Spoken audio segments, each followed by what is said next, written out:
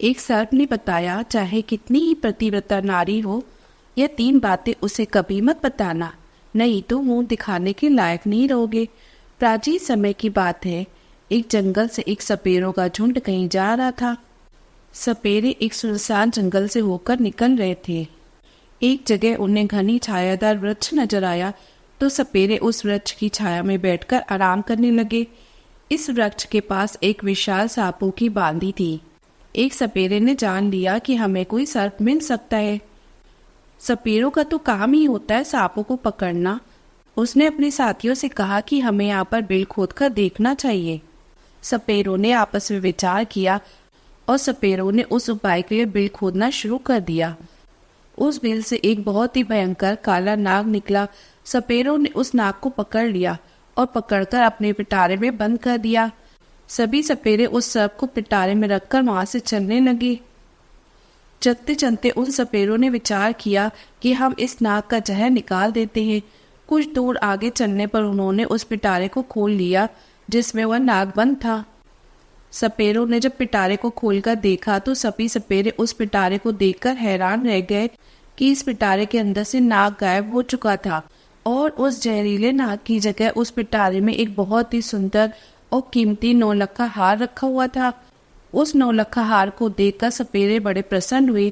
सभी सपेरे इस बात को सोचकर हैरान थे कि हमने तो सर्प को पकड़ा था, यह हार कहाँ से आ गया। लेकिन चलो अच्छा ही है, यह हार तो और भी ज्यादा कीमती है। चलो हम इसे ले जाकर राजा के पास चलते हैं। राजा इस हार के बदले हमें मुंह मांगा धन दे देंगे। यही सोचकर सभी सपेरे वहां के राजा के शहर में चल देते हैं। सपेरे राजा के महल में पहुंचते हैं। इधर राजा का दरबार लगा हुआ था। दरबार में राजा और राजा के सभी मंत्री बैठे हुए थे। अचानक से दरबार में सपेरों का एक झुंड प्रवेश करता है। सभी सपेरों ने राजा को प्रणाम किया। राजा ने जब सपेरों को दरबार में देखा तो उन्हें बैठने के लिए कहा और उनसे आने का कारण पूछा। तो सपेरे कहने लगे, महाराज हम तो ठहरे सपेरे, भला हमारा आपके पास आने का क्या कारण हो सकता है, परंतु हमारे पास एक बड़ा ही कीमती हार है जो आपकी महारानी के गले की शोभा बढ़ा सकता है। सपेरों ने कहा, महाराज ऐसा हार आपने पहले कभी भी नहीं देखा होगा। राजा बोले, दिखाओ कैसा हार है। तो सपेरे ने उस पिटारे को खोलकर दिखाया जिसमें वह हार रखा हुआ था।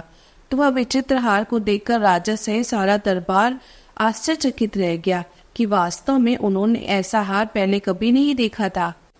हार को देखकर राजा सपेरों से कहने लगे, तुम यह विचित्र हार कहाँ से लाए हो। सपेरे कहने लगे, महाराज यह हमें मार्ग में मिला। हमने सोचा कि क्यों न इस हार को राजा साहब को भेंट कर दिया जाए। राजा ने कहा, ठीक है, हम तुम्हारी भेंट स्वीकार करते हैं। यह हार देखकर हमारी रानी तो बहुत ही खुश हो जाएगी। इधर राजा ने अपने मंत्री को आदेश दिया कि सपेरों को उचित इनाम देकर सम्मान पूर्वक इन सपेरों को दरबार से विदा किया जाए।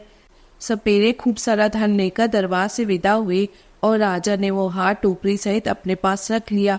पूरे दिन राजा राज दरबार में बैठे रहे, अपना राजगार करते रहे। धीरे धीरे जब शाम हुई तो दरबार समाप्त हुआ तो राजा हार वाली टोकरी अपने साथ लेकर महल को चले गए। राजा अपने महल में पहुंचते हैं और महारानी से कहते हैं, देखो आज तो मैं तुम्हारे लिए बहुत ही सुंदर उपहार लेकर आया हूँ, जिसे तुम देखोगी तो बहुत खुश हो जाओगी। रानी कहने लगी, महाराज ऐसा क्या लाए हैं आप मेरे लिए। इतना सुनकर राजा ने वह टोकरी रानी की तरफ खिसका दी और कहा कि नहीं मानती तो स्वयं ही देख लो। रानी ने जैसे ही उस पिटारे को खोलकर देखा तो इसमें एक बहुत ही सुंदर तेजस्वी छोटा सा बालक लेटा हुआ है। उस बालक के चेहरे पर अलौकिक दिव्य चमक रहा था। बालक इतना सुंदर था कि रानी उस बालक को देखते ही रह गई। कहने लगी, महाराज इसमें तो बड़ा ही सुंदर बालक लेटा हुआ है। रानी ने जब कहा कि बालक लेटा है तो राजा कहने लगे, नहीं रानी, बालक नहीं, इसमें तो 9 लाख का हार था, यह बालक कैसे बन गया। राजा को जब रानी की बात पर भरोसा नहीं हुआ तो राजा ने वह टोकरी लेकर स्वयं देखा तो वास्तव में राजा के आश्चर्य का ठिकाना नहीं रहा। बालक को देखकर राजा और भी ज्यादा प्रसन्न हो जाते हैं। राजा को पहले से कोई भी संतान नहीं थी। राजा और रानी हर समय संतान के बारे में सोचकर दुखी रहा करते थे। अब तो राजा और रानी दोनों ने विचार किया कि यह पुत्र हमें भगवान ने प्रदान किया है और आज से हम दोनों इसे अपना पुत्र मानकर ही इसका लालन पालन करेंगे। और यह बात किसी को भी पता नहीं थी कि राजा ने जो हार खरीदा है वह बालक बन गया है। लेकिन राजा की कुछ दासियां वहां उनका वार्तालाप सुन रही थी। रानी ने पूछा कि बालक तुम्हें किसने दिया? तो राजा ने बताया कि आज दरबार में सपेरों का एक झुंड आया था, उन्होंने ही हमें एक पिटारे में रखकर 9 लाख का हार भेंट किया था, परंतु ईश्वर की कृपा से दरबार से महल में आते आते यह सुंदर पुत्र बन गया। आज से हमारा पुत्र है और आगे चलकर हमारी राजगद्दी का मालिक होगा। उसी दिन से राजा और रानी उस बालक को अपने पुत्र की तरह पालने लगे। एक दिन राजा ने अपने दरबार में यह घोषणा कर दी कि हमारी रानी के गर्भ से एक बहुत ही सुंदर पुत्र ने जन्म लिया है। यह सुनकर राजा की प्रजा ने बड़ी खुशियां मनाई। संपूर्ण नगर में उत्सव मनाया गया। राजा और रानी बड़े प्रसन्न थे और बड़ी ही प्रसन्नता पूर्वक उस बालक का लालन पालन हो रहा था। धीरे धीरे वह बालक बड़ा हो रहा था और जैसे जैसे समय गुजरता गया वह लड़का जवान होता चला गया। अब समय आया जब वह लड़का शादी के योग्य हो गया तो महाराज ने मन में विचार किया कि अब मेरे पुत्र का विवाह कर दिया जाए। एक दिन राजा ने अपनी महारानी से कहा कि हमारा पुत्र विवाह के योग्य हो गया है और अब इसका सुंदर कन्या से विवाह कर देना चाहिए। राजा का यह प्रस्ताव रानी को भी बहुत पसंद आया। रानी बोली, महाराज शुभ कार्य में देरी कैसी, जितनी जल्दी हो सके आप मेरे पुत्र का विवाह कर दीजिए। उस राजा के राज्य से लगा हुआ एक दूसरा राज्य था। उस राज्य के राजा का नाम वीरभानु था। उस राज्य की एक बहुत ही सुंदर कन्या थी जिसका नाम मधुबाला था। राजा ने अपने आचार्य से अपनी बेटी को समस्त विद्याओं का ज्ञान कराया था, इसलिए वह कन्या 16 विद्याओं में निपुण थी। राजा भी विचार करने लगे कि अब मुझे अपनी पुत्री का विवाह कर देना चाहिए। राजा ने अपने दरबार में पुरोहित को बुलाकर और टीका की सामग्री देकर पुरोहित को अपनी पुत्री के लिए योग्य वर ढूंढकर लाने के लिए भेज दिया। राजा ने पुरोहित से कहा कि जाओ और हमारी पुत्री के लिए किसी योग्य राजकुमार को टीका करके आना। पुरोहित जी राजकुमारी की टीके की सामग्री लेकर दूसरे राज्यों के लिए निकल पड़ते हैं और कई राज्यों में घूमने लगे, लेकिन उन्हें उस पुत्री के समान तेजस्वी सुंदर राजकुमार नहीं मिला। घूमते घूमते परेशान हो गए और अंत में चलते चलते वे उसी राज्य में पहुंचे जहाँ पे पहले वाले राजा अपने पुत्र के लिए एक योग्य कन्या ढूंढ रहे थे। अचानक से पुरोहित का दरबार में आगमन होता है और राजा उसे देखते ही समझ जाते हैं यह कोई ब्राह्मण है जो किसी राजा की कन्या का रिश्ता लेकर आए हैं। राजा पुरोहित से पूछते हैं, आप लोग कौन हैं और कहाँ से आए हैं? पुरोहित बोला, महाराज राजा वीरभानु का पुरोहित हूँ और उनकी कन्या मधुबाला का टीका लेकर आए हैं। हमारी राजा की कन्या राजकुमारी बड़ी ही रूपवान और 16 विद्याओं में पारंगत है। हमने सुना है कि आपका राजकुमार भी विवाह के लिए योग्य है। तब राजा ने कहा, हमारा एक पुत्र है और हमारा पुत्र बहुत ही सुंदर और योग्य है। लेकिन राजा को यह ज्ञात नहीं था कि उनका जो पुत्र है वह एक नाग है। राजा ने अपने पुत्र को जब पुरोहित को दिखाया तो पुरोहित राजकुमार को देखते ही प्रसन्न हो गए और उनको राजकुमार पसंद आ गया और वह राजकुमारी मधुबाला का विवाह पक्का करके अपने राज को लौट जाते हैं। धीरे धीरे समय गुजरा। कुछ दिनों के बाद जब विवाह का उचित समय आया तो राजा अपने पुत्र को सजाकर दूल्हा बनाकर राजा वीरभानु के यहाँ बारात लेकर पहुँचते हैं। वहाँ पर पहुँचते ही राजा वीरभानु उनका खूब अच्छे से स्वागत सत्कार करते हैं और अपनी पुत्री का विवाह राजकुमार के साथ कर देते हैं। इस प्रकार अपने पुत्र का विवाह करके राजा वापस अपनी राजधानी लौट आते हैं। अब धीरे धीरे और समय बीता। एक दिन रानी ने राजा से कहा, महाराज हमें राज्य की बागडोर हमारे पुत्र के हाथों में सौंप देनी चाहिए, जिससे पुत्र को भी राज्य चलाने का अनुभव प्राप्त हो जाए। उसी दिन महाराज ने अपने पुत्र को युवराज घोषित कर दिया। अब तो राजा निश्चिंत होकर रहने लगे। राजकुमार बड़े अच्छे ढंग से राज्य संचालन करने लगा। एक दिन की बात है, राजकुमारी मधुबाला अपनी दासियों से बातचीत कर रही थी। राजकुमारी की दासी राजकुमारी से कह रही थी, महारानी मैं आपसे एक बात कहूँ, तुम्हारा यह पति राजकुमार जो है ना, इनको तुम पूछना कि तुम्हारे माता पिता कौन है।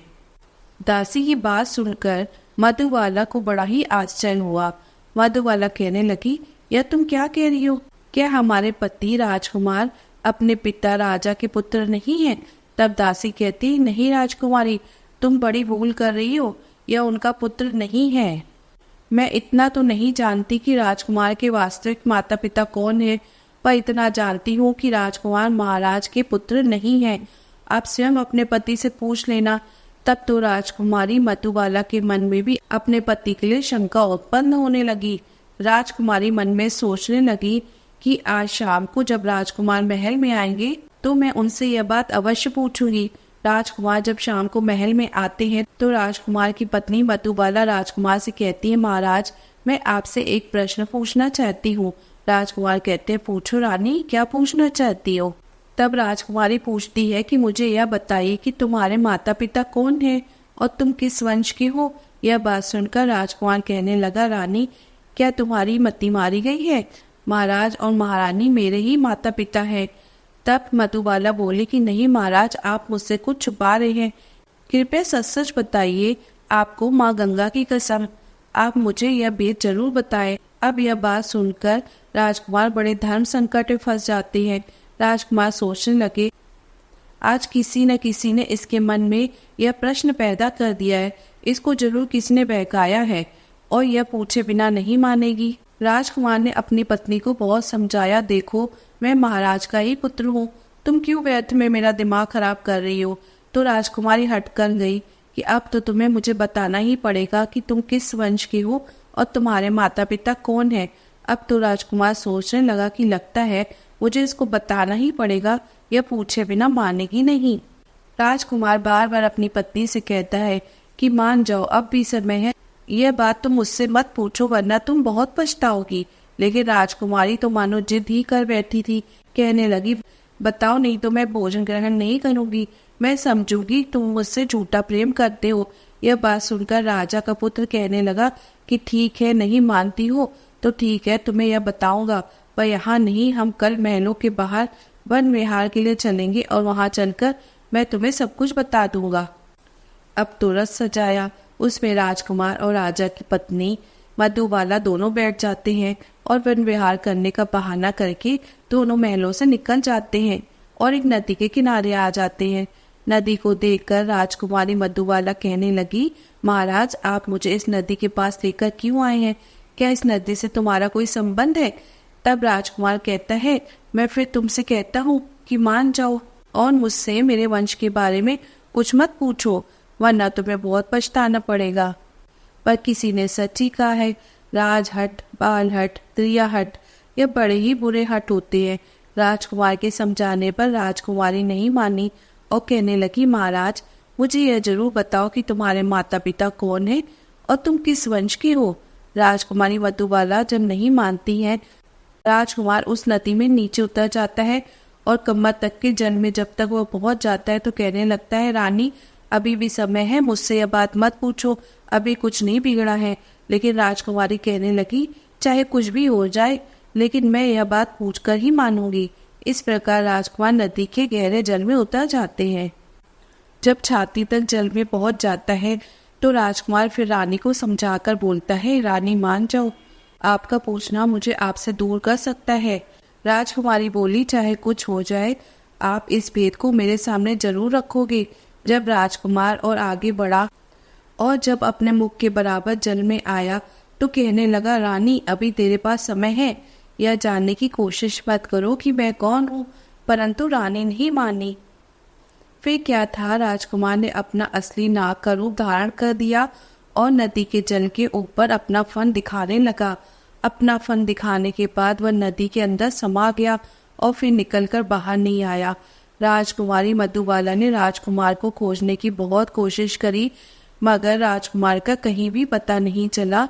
जब काफी देर हो गई और राजकुमार नहीं लौटा तो राजकुमारी मधुबाला घबरा गई, क्योंकि जब उसका पति नाग बनकर कहीं चला गया तो मधुबाला ने वहां उसे खोजने की बहुत कोशिश करी, बहुत प्रतीक्षा करी, लेकिन वह नहीं मिला। तब मधुबाला अपने रथ को लेकर अपने साथी से कहती है, चलो महल की ओर चलो, महाराज को सूचित करो कि उनके पुत्र नदी में डूब गए हैं। साथी ने जाकर महाराज को यह खबर दी कि महाराज आपके पुत्र राजकुमार नदी में विलुप्त हो गए हैं। यह सब सुनकर महाराज को बड़ा दुख होता है। राजा अपने सैनिकों को आदेश देते हैं कि जाओ नदी के जल को खंगालो और राजकुमार की लाश को तलाश कर लाओ। राजा के सैनिक रानी मधुबाला महाराज और महारानी के साथ उस नदी पर पहुंचते हैं। नदी में जगह जगह जाल डलवाए लेकिन कोई सफलता नहीं मिली। नदी में कई गोताखोर राजकुमार की लाश की तलाश में थे मगर उनके हाथ कुछ भी नहीं लगा। तब तो उदास होकर राजा और रानी राजकुमारी मधुबाला वापस अपने महल को लौट आते हैं। राजा बहुत व्रत हो चुके थे और अब पुत्र का दुख उनके ऊपर आ गया था। राजा के मन में तो यही था कि नदी में डूब करके उनका पुत्र मर गया है।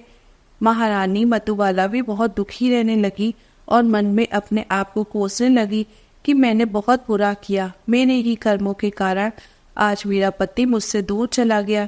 यदि मैं उनके वंश के बारे में पूछने की जिद न करती तो शायद मेरा पति मुझसे दूर नहीं होता।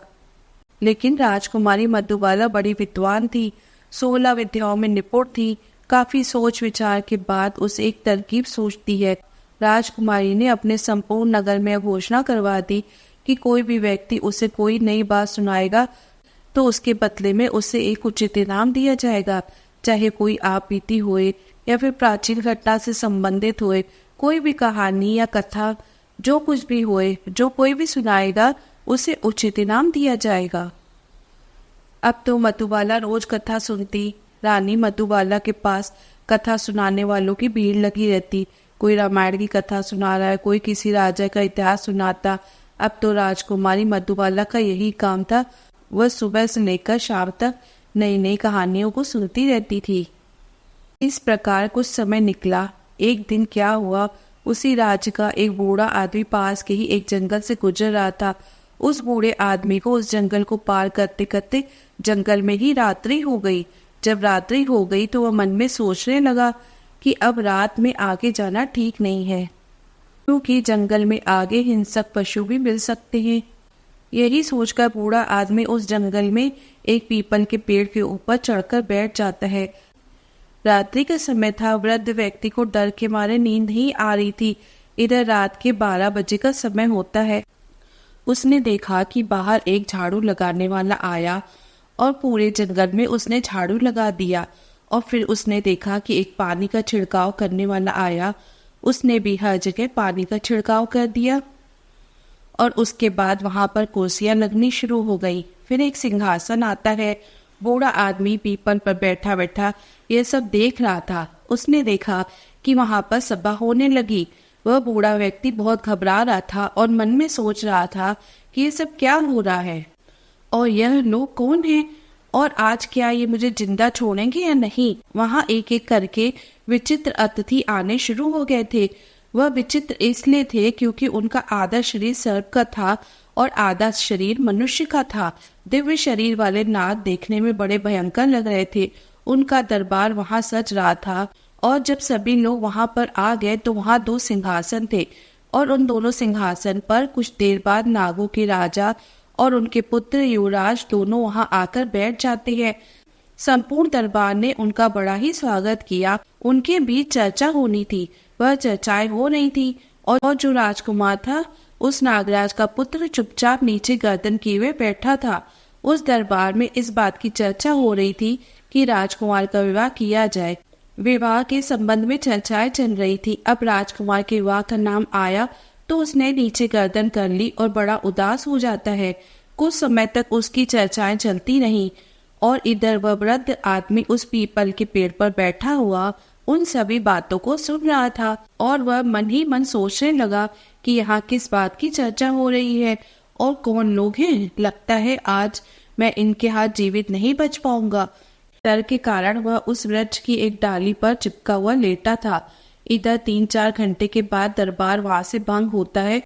सभी अतिथि वहां से जा चुके थे, परंतु वह नागराज और उसका पुत्र वहां से चलकर उस पीपल के वृक्ष की तरफ आते हैं और उस पीपल के पेड़ पर बैठा हुआ वह बूढ़ा आदमी सोचने लगा कि यह लोग मेरी तरफ आ रहे हैं और लगता है अभी यह मुझे जिंदा नहीं छोड़ेंगे, क्योंकि इन्हें पता लग गया है कि मैं इस वृक्ष में बैठा हुआ हूँ। यह सोचकर वह बूढ़ा व्यक्ति घबरा जाता है, परंतु उस नाग ने क्या किया, उस पीपल की जड़ में बैठकर कुछ देर रोया और अपनी रानी मधुबाला को याद किया। यह सभी बातें वह बूढ़ा आदमी सुन रहा था कि यह तो बड़ा ही चमत्कार है, यह मैं क्या देख रहा हूँ। और कुछ देर रोने के बाद हाय मधुबाला ऐसा कहने के बाद वह नाग भी वहां से चला जाता है। धीरे धीरे सवेरा होने लगता है। प्रातः काल जब हुआ तो बूढ़ा आदमी उस वृक्ष से नीचे उतरता है और नीचे उतरने के बाद वापस अपने नगर को लौट आता है और मन में सोचने लगा कि वैसे भी मैं बहुत गरीब आदमी हूँ और रानी मधुबाला नई नई कहानियां सुनती रहती हैं, तो क्यों न चल करके इस बात को महारानी मधुबाला को सुनाया जाए। इसके बदले में महारानी मुझे बहुत सारा धन देंगी और मैं पैसे वाला हो जाऊंगा। ऐसा विचार करके वह बूढ़ा आदमी उसी जगह आ जाता है जहाँ पर रानी मधुबाला का मंडप लगा हुआ था, जहाँ रानी रोज नई कथाएं सुना करती थी। वहाँ एक से बढ़कर एक बड़े विद्वान रानी को कहानी सुना रहे थे। कुछ घंटे इंतजार के बाद उस बूढ़े आदमी को कहानी सुनाने का नंबर आता है। वह महारानी मधुबाला से कहने लगा, महारानी आज मैंने बड़ा विचित्र दृश्य देखा है। आज मैं तुमको एक आंखों देखी घटना सुना रहा हूँ। आज रात जब मैं जंगल से गुजर रहा था तो रात होने की वजह से मैं उस जंगल में फंस गया। रात होने की वजह से मैंने वहीं रुकना उचित समझा और मैं उसी जंगल में एक पेड़ पर चढ़कर बैठ गया। मैं सुबह होने का इंतजार करने लगा। मैंने वहां देखा कि वहां एक नागराज का दरबार लगा था। उन सबका आधा शरीर मनुष्य का था और आधा शरीर नाग का। ऐसे विचित्र प्राणी उस दरबार में आए थे कि मैं उन्हें देखता ही रह गया। कुछ देर देखने के बाद मैंने विचार किया कि ये लोग मुझे मारेंगे तो नहीं, परंतु उस पीपल के वृक्ष पर चिपका हुआ उनकी बातें सुनता रहा। जब दरबार समाप्त हुआ तो वहां से एक नागों के राजा का पुत्र एक दिव्य रथ में बैठकर जिस पीपल के वृक्ष पर मैं बैठा था उसी वृक्ष की ओर आया और वह उस रथ से उतरा और पीपल के वृक्ष के नीचे बैठकर कुछ देर हाय मधुबाला कहकर रोता रहा। उसके बाद वह वहीं से अदृश्य हो गया। अब यह बात जब राजकुमारी मधुबाला ने सुनी तो उस बूढ़े आदमी से कहने लगी कि बाबा तुम्हें इतना धन दूंगी कि तुम्हारी कई पीढ़ियां बैठकर खा सकती हैं, परंतु तुम मुझे उस स्थान पर लेकर चलो जहां तुमने उस राजकुमार को रोते भी देखा था। यह सुनकर बूढ़ा आदमी घबरा जाता है, कहता है राजकुमारी अब मैं वहां नहीं जाऊंगा, वहां जाने से मुझे बहुत डर लग रहा है। तब राजकुमारी कहती है नहीं बाबा तुम चिंता मत करो, तुम्हें मेरे साथ वहां चलना ही पड़ेगा। इतना कहकर रानी मधुबाला ने एक सोने की मोहरों से भरी हुई थैली उस बूढ़े आदमी को दे दी और कहा कि मैं तुम्हें और भी सोने की मोहरें दूंगी, तुम मुझे उस स्थान पर पहुंचा दो। बूढ़ा आदमी रानी द्वारा दी हुई सोने की मोहरें देखकर बहुत खुश हो जाता है और वह उस राजकुमारी मधुबाला को लेकर उस जंगल की तरफ चल देता है। उसी स्थान पर जाकर बूढ़ा आदमी ने बताया राजकुमारी मैंने इसी पीपल के वृक्ष के ऊपर बैठकर सब कुछ देखा था। राजकुमारी बोली तो बाबा मैं भी आज उन्हें अपनी आंखों से देखना चाहती हूँ। इस प्रकार वह बूढ़ा आदमी और रानी मधुबाला उस वृक्ष के ऊपर चढ़कर बैठ जाती हैं और इंतजार करते हैं। करते करते पूरी रात निकल गई लेकिन वहां पर कोई नहीं आता है। उस दिन न तो कोई दरबार सजता है न कोई नाग आता है। अब तो मधुबाला उस वृद्ध व्यक्ति पर क्रोधित हो जाती है और कहती है बाबा तुमने झूठ बोला है और इसके लिए मैं तुम्हें कड़ी से कड़ी सजा दे सकती हूँ। वह बूढ़ा आदमी कहने लगा नहीं महारानी मैंने कोई झूठ नहीं बोला है, मैंने जो अपनी आंखों से देखा वही आपको बताया था। रानी बोली तो फिर आज क्या हुआ? बूढ़े व्यक्ति ने कहा यह मैं नहीं जानता कि वे लोग आज क्यों नहीं आए हैं। रानी मधुबाला निराश होकर अपने महल को लौट आती हैं। इधर वो बूढ़ा आदमी मन ही मन इस बात से परेशान होने लगता है कि वह रानी के सामने झूठा पड़ गया। वह बूढ़ा आदमी सोचने लगता है कि उस दिन कौन सी तिथि थी जिस दिन उस जंगल में दरबार लगा था। उसने ये बात ज्योतिषों से पूछी। ज्योतिषों ने बताया कि उस दिन पूर्णिमा की तिथि थी, चंद्रमा पूर्ण तरह से उदय हुआ था। ऐसे अवसर पर देवताओं की सभाएं कुछ क्षेत्रों में हुआ करती हैं। हो सकता है तुमने उस सभा को देख लिया हो। अब तो वो बूढ़ा आदमी सोचने लगा कि अगली पूर्णिमा आएगी तब मैं रानी को लेकर वहां पर जाऊंगा। महारानी ने भी उस बूढ़े आदमी से कह दिया कि यदि तुम मुझे वह दृश्य दिखा दोगे तो मैं तुम्हें बहुत सारा इनाम दूंगी। इधर धीरे धीरे समय बीता। अब अगली पूर्णिमा की तिथि आई तो वह बूढ़ा आदमी महल में पहुंच जाता है और महारानी से कहता है, महारानी आज आप मेरे साथ उस जंगल में चलो, आज मैं आपको वह दृश्य दिखाऊंगा। महारानी मधुबाला और वह बूढ़ा आदमी दोनों जंगल की तरफ चल देते हैं। वहां पहुंचकर रानी और वह बूढ़ा आदमी उस पीपल के ऊपर चढ़कर बैठ जाते हैं। जब रात्रि के 12 बजने का समय नजदीक आया तो वहां एक झाड़ू लगाने वाला आता है। उसने झाड़ू लगाया, पानी का छिड़काव करने वाला आया, उसने पानी का छिड़काव किया और फिर थोड़ी देर के बाद दरबार सजने लगता है। धीरे धीरे वहां पर नाग लोग आने लगते हैं। उन नागों का आधा शरीर मनुष्य का था और आधा नाग का। बूढ़े आदमी ने इशारे से महारानी को कहा, अब ध्यान से देख लो, यही सब मैंने उस दिन देखा था। रानी मधुबाला उस दृश्य को बड़े गौर से देख रही थी और कुछ समय बाद रानी का पति भी आ जाता है, जो उस नागराज का पुत्र था। आधा शरीर नाग का था और आधा शरीर मनुष्य का। महारानी ने उसे देखा तो पहचान गई और कहने लगी, यही मेरा पति है। महारानी सोचने लगी कि अब इसको मैं कैसे लेके जा सकती हूँ, यह मुझे कैसे प्राप्त हो सकता है। महारानी हिम्मत करके धीरे धीरे उस वृक्ष की कोटा से बाहर निकलने लगी। उधर वह बूढ़ा आदमी डर रहा था कि बूढ़े आदमी ने राजकुमारी से कहा कि राजकुमारी अब थोड़ी देर प्रतीक्षा करिए। 3-4 घंटे तक यह सभा चलती रही। जब सभा समाप्ति का समय हुआ तो सभी नाग वहां से चले गए। राजकुमार भी उस पीपल के पेड़ के पास आकर बैठकर रोने लगा। उसे देखकर रानी मधुबाला डर गई, क्योंकि उसका आधा शरीर नाग का था, चेहरा तो उसका राजकुमार का ही था। अपने पति को रोता हुआ देखकर राजकुमारी से रुका नहीं गया। राजकुमारी मधुबाला निकलकर उसके पास आ जाती है और उसका हाथ पकड़ लेती है। अचानक से महारानी मधुबाला को सामने खड़ा देखकर राजकुमार एकदम से घबरा जाता है और कहने लगा, रानी दूध। तो रानी बोली, मैंने तुम्हें खोजने के लिए क्या क्या नहीं किया, परंतु अब मैं तुम्हें कहीं भी जाने नहीं दूंगी। यह सुनकर राजकुमार कहने लगा, नहीं रानी, अब तो बहुत समय हो चुका है, अब तुम मुझे प्राप्त नहीं कर सकती हो। यहाँ जो सभा होती है वो मेरे विवाह के लिए ही होती है।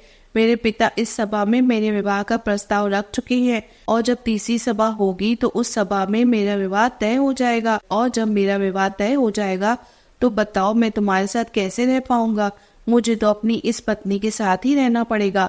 तुमने तो मुझे त्याग दिया। मैंने उस दिन तुम्हें बार बार समझाया था कि मुझसे मेरा वंश मत पूछो। राजकुमार की बात सुनकर रानी मधुबाला रोने लगती है और बार बार अपने किए की क्षमा राजकुमार से मांगती है। राजकुमार कहता है, राजकुमारी, रोने का समय नहीं है, मैं तुम्हें एक उपाय बताता हूँ। यदि तुमने वो उपाय कर लिया तो शायद मैं तुम्हें प्राप्त हो जाऊं। रानी मधुबाला बोली कि तुम मुझे उपाय बताओ, मैं वही उपाय करूंगी, लेकिन तुम्हें मेरे साथ रहना होगा। राजकुमार बोला, रानी, अब मेरे जाने का समय हो गया है, मुझे मेरे पिता के दरबार में पहुंचना है, परंतु अगली पूर्णिमा के दिन तुम्हें इसी प्रकार यहाँ आकर बैठना होगा और जब यहाँ सभा लगने लगे तो ध्यान रखना, तुम चुपचाप महाराज का जो सिंहासन है उसके नीचे जाकर छुप जाना और जब मेरे विवाह की बात चले तो तुम उस सिंहासन से नीचे से निकलकर महाराज के सामने आकर खड़ी हो जाना और तुम फिर मुझे महाराज से मांग लेना। अगर महाराज ने हाँ कर दी तो मैं तुम्हें प्राप्त हो जाऊंगा। इतना कहकर वह नाग वहां से अदृश्य हो जाता है। इधर महारानी मधुबाला और वह बूढ़ा आदमी अपने नगर को लौट आते हैं। रानी दुखी रहने लगी, पता नहीं मैं राजकुमार को प्राप्त कर पाऊंगी या नहीं। इधर राजा भी अपने पुत्र शोक में दिन रात दुखी रहता है। धीरे धीरे समय बीत गया। जब तीसरी पूर्णिमा नजदीक आई तो रानी मन में विचार कर रही थी कि आज चाहे कुछ भी हो जाए मैं अपने पति को लेकर ही लौटूंगी। और पूर्णिमा वाले दिन उस बूढ़े आदमी को लेकर उस पीपल के पेड़ के पास पहुंच जाती है। अब तो दोनों उस पीपल की जड़ में छुपकर बैठ जाते हैं और उस सभा के लगने का इंतजार करने लगते हैं। इधर रात्रि के 12 बजते ही दरबार लगने की तैयारी शुरू हो जाती है। कुर्सियां लगती हैं और राजा का सिंहासन आता है। इधर रानी उस पीपल की कोटा से निकलकर उस सिंहासन के पीछे छुप जाती है। बड़े ही विशाल शरीर वाले नाग वहां पर आकर बैठने लगते हैं। कुछ देर के बाद राजकुमार का पिता, जो नागों का राजा था, वह भी आ जाता है। राजकुमार भी वहीं आकर बैठ जाता है। दरबार शुरू होता है। अब तो वहां बैठकर उनमें आपस में चर्चा होने लगती है। कुछ समय के पश्चात राजकुमार के विवाह की चर्चा आरंभ हो जाती है। अब राजकुमार के विवाह की जब बात चलती है, राजकुमारी मधुबाला को मौका मिल गया। वह सिंहासन के नीचे से निकलकर राजा के सामने हाथ जोड़कर खड़ी हो जाती है। अचानक से एक स्त्री वहां पर आए देखकर सभी सभा हड़बड़ा जाती है। तुम कौन हो और यहाँ इस सुनसान जंगल में मध्य रात्रि के समय तुम यहाँ पर क्यों आई हो? क्या तुम्हें मृत्यु का जरा भी डर नहीं है?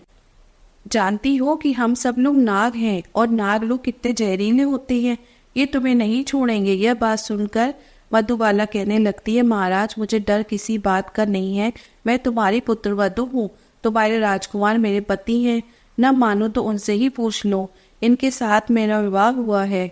जब महाराज ने अपने राजकुमार से पूछा कि राजकुमार यह कौन है, तो राजकुमार ने पूरी कहानी अपने पिता को कह सुनाई और कहा, पिताजी एक दिन मुझे कुछ सपेरों ने पकड़ लिया और पकड़कर पिटारे में मुझे ले जाने लगे, तो मैंने अपने बचने के लिए उस पिटारे के अंदर 9 लखा हार का रूप ले लिया। उन सपेरों ने 9 लखा हार महाराज को दे दिया। राजा की कोई संतान नहीं है, तो क्यों ना मैं राजा के यहाँ पुत्र बन जाता हूँ। तो मैं मेरी माया से एक पुत्र बन गया और कई सालों तक राजा के यहाँ रहा और राजमहलों का सुख भोगता रहा। महाराज ने अपने पुत्र की तरह मेरा पालन किया और इसी सुंदरी के साथ मेरा विवाह संपन्न कर दिया। परंतु एक दिन जिद करके इस सुंदरी ने मुझे मेरे वंश के बारे में पूछा कि तुम किस वंश के हो, तो मैंने इसे बहुत समझाया, परंतु यह नहीं मानी। और जब नहीं मानी तो मैं जहाँ मेरा स्थान था वहाँ इन्हें लेकर गया और वहाँ पहुँचकर मैं अपने वास्तविक रूप में आ गया और मैं अपने परिवार के पास चला आया। यह बात महाराज ने जब सुनी तो नागराज कहने लगे, देवी क्या यह सच कह रहा है? महाराज ऐसा ही हुआ था, मेरा विवाह इन्हीं के साथ हुआ था, जबकि पहले इनका पूरा शरीर मनुष्य का था। मधुबाला की बात सुनकर नागराज ने अपने पुत्र को फटकार लगाई कि पहले तो तुमने हमारी परंपरा के खिलाफ जाकर पृथ्वी लोक पर विवाह किया और फिर उसके बाद तुम इस स्त्री को छोड़कर हमारे पास वापस आ गए हो। तुमने यह अपराध किया है। अब मैं तुम्हें श्राप देता हूँ कि जब तक यह स्त्री जीवित रहेगी तब तक तुम पृथ्वी लोक पर रहकर इसका साथ दोगे। इसे छोड़ नहीं सकते, इसे अपनी पत्नी के रूप में रखना और जिस राजा के तुम पुत्र बने थे उस राजा का राज भी तुम्हें संचालित करना होगा और उस राजा की सेवा करनी होगी। जब तक यहाँ का कार्यकाल समाप्त नहीं हो जाता तब तक तुम हमारे यहाँ नागलोक में नहीं लौट पाओगे। अब तुम्हारा विवाह नहीं होगा। तब नागराज ने मधुबाला को उसका पति प्रदान कर दिया। राजकुमार अब अपने पहले वाले स्वरूप में आ गए। उसके बाद रानी मधुबाला और राजकुमार ने नागराज से अपने पिता से सर झुकाकर आशीर्वाद दिया और अपनी स्त्री के साथ विदा लेकर वहां से चला आया। राजकुमार अपनी नगरी में आए तो वहां पहुंचकर उन्होंने देखा कि पुत्र शोक में व्याकुल होकर महाराज की स्थिति बहुत ही ज्यादा खराब हो गई थी। महाराज के पास जब उनका पुत्र पहुंचा तो महाराज ने देखा तो वो बहुत ही प्रसन्न हुए। उन्हें ऐसा लगा कि जैसे वह समस्त बीमारियों से अभी अभी छूटे हैं। पूरे महल में खुशियां मनाई गई। राजा साहब ने पूरे नगर में यह खबर भिजवा दी कि हमारा राजकुमार वापस लौट आया है। यह सुनकर संपूर्ण नगर में प्रसन्नता से उत्सव मनाया गया और राजा और उसकी महारानी अपने पुत्र को पाकर बहुत खुश हुए। इस प्रकार रानी मधुबाला ने अपने खोए हुए पति को पाकर बड़े ही प्रेम के साथ अपने खोए हुए पति को पा लेती है और बड़े प्रेम के साथ अपने पति के साथ रहती है। इस प्रकार महादेव जी माता पार्वती से बोलते हैं कि हे देवी, चाहे कितनी ही पतिव्रता स्त्री हो, उसकी जिद और हट से चाहे किसी के प्राण ही क्यों न जाते हैं तो चले जाएं, पर उसका हट पूरा नहीं करना चाहिए। जिस बात को बताने से स्वयं पर और पारिवारिक जनों पर संकट आता हो वह बात उसे कभी नहीं बतानी चाहिए। इस प्रकार न बताने वाली बातें स्त्री को कभी नहीं बतानी चाहिए, इससे परिवार पर संकट आ सकता है। माता पार्वती बोली, हाँ प्रभु, मैं पूरी तरह से आपकी इस कथा को समझ चुकी हूँ। हम एक नई कथा के साथ फिर से आएंगे। तब तक के लिए राधे राधे।